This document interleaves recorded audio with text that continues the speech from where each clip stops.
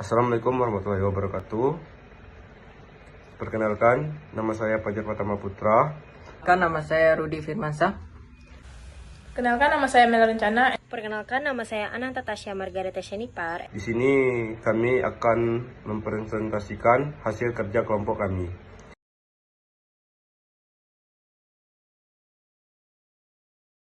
Pengertian hukum pidana. Hukum pidana adalah cabang hukum yang menetapkan perbuatan apa yang dianggap melawan hukum dan diancam pidana, serta mengatur bagaimana negara menegakkan sanksi tersebut.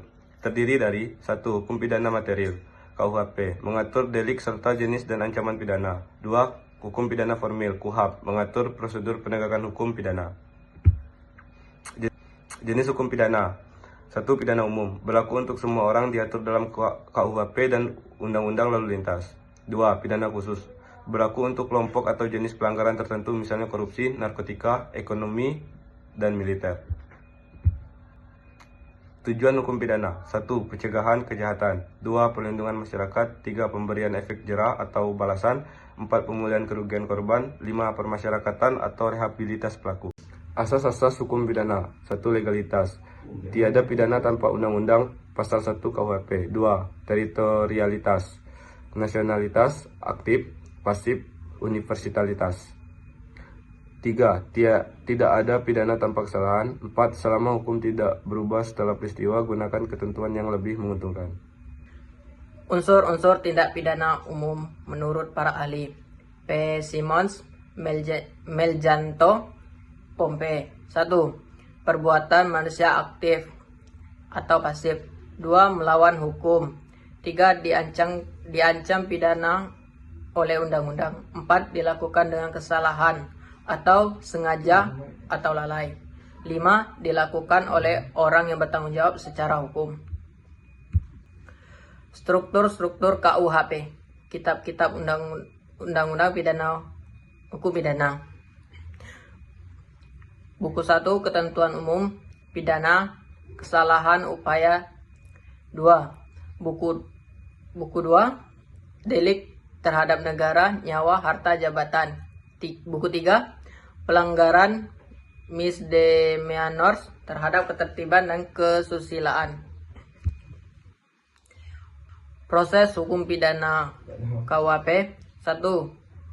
Penyelidikan itu dilakukan oleh polisi. 2. Penentuan oleh jaksa. 3. Persidangan di pengadilan. 4. Putusan pidana pokok dan tambahan. 5. Banding atau PK eksekusi.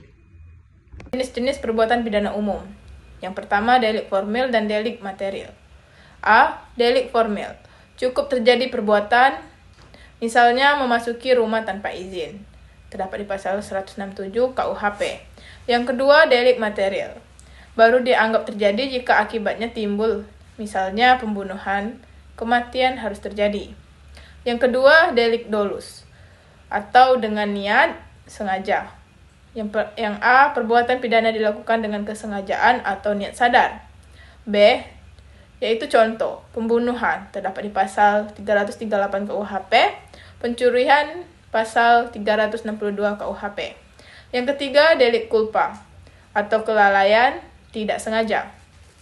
Perbuatan yang dilakukan karena kelalaian atau kurang hati-hati, tapi tetap menimbulkan akibat pidana. Contohnya, kelalaian mengemudi yang menyebabkan kecelakaan dan korban jiwa, yang terdapat di pasal 359 KUHP. Pelanggaran hak hukum yang umum, yaitu yang pertama, dolus, artinya kesengajaan. Pelaku sadar akan perbuatannya, tahu akibatnya, dan tetap melakukan. Yang jenis dolus direstus, sengaja dan terarah. Dolus indrestus, tahu akibat tapi bukan tujuan utama. Selanjutnya, dolus eventualis, sadar risiko akibat bisa timbul, tapi tetap dilanjutkan. Yang kedua, culpa, yaitu artinya kelalaian atau tidak hati-hati. Pelaku tidak berniat, tapi tidak melakukan kewajiban kehati-hatian.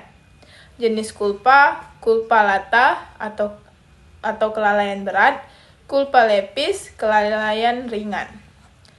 Yang ketiga, the commissionis, delik komisi, yang artinya perbuatan pidana dengan melakukan sesuatu atau aktif.